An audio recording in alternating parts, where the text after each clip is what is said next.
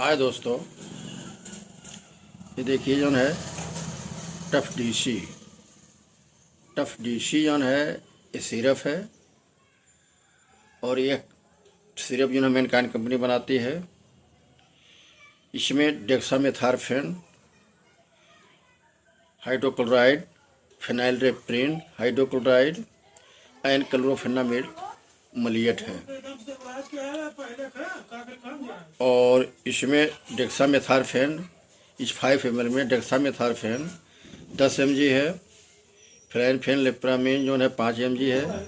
क्लोरोफेनामिन जो है 2 mg है। इसका एनएल डोज जो है एक ढक्कन है, 10 ml है। 10 ml 3 टाइम ले।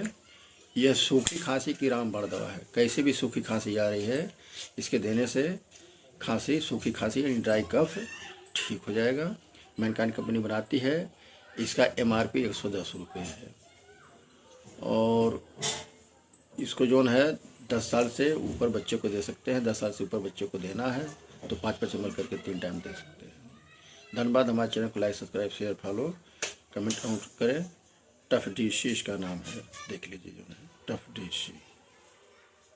धन्यवाद।